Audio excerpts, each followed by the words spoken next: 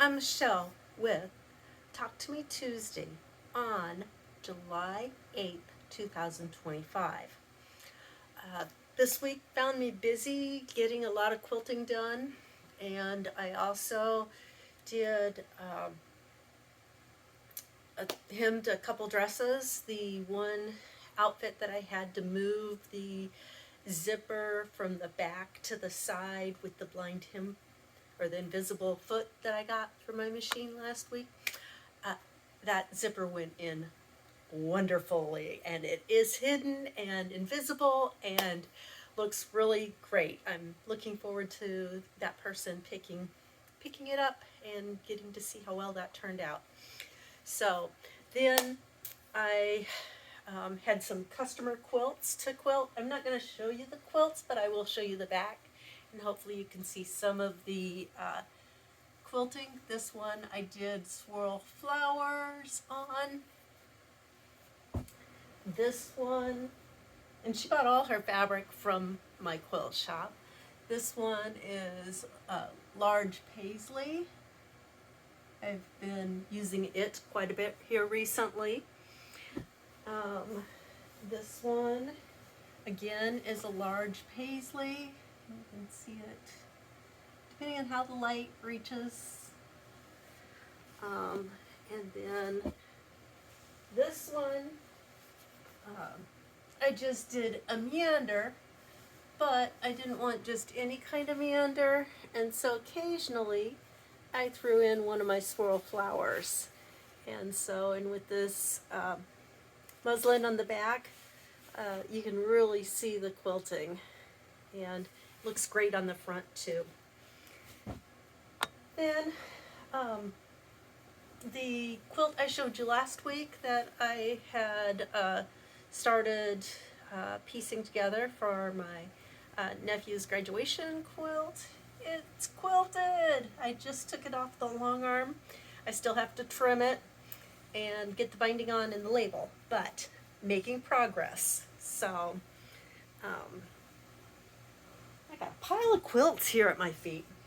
I also have some other quilts. When I had my friend over that's working on her 4-H project, I pulled out some of my other quilting totes, or I was kind of looking for some of my blocks and stuff, and kind of going through, trying to organize a little bit. And I had a whole bunch of these large squares, stars, and I had a bunch of the smaller stars. It's like, well, why not put them together and turn them into some small quilts? So this one, I don't know if I can get far enough back that you can see it. Well, just about. So this one's the blue one, we'll say. Then I did the piecing with the red. And so this is the red one. And then, since I was also wanting to get a third one made, I decided I had most of the large blue pieces cut. I had several of the flying geese sewn, but I didn't have those big blocks together. So I decided this one will be the large blue stars with the red small stars. And so I have picked out the backing fabric for it, which I just have enough to get all three of them lined up on this. So it is the backing fabric that I showed just a little bit ago, with the old sewing machines and notions and stuff.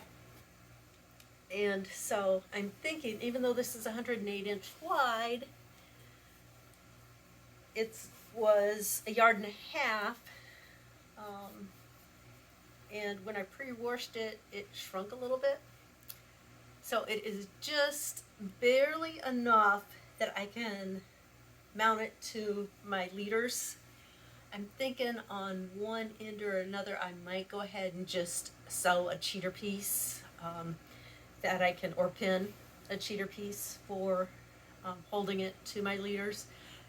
If I do that, I definitely will have enough. And so that's what I'm thinking of doing.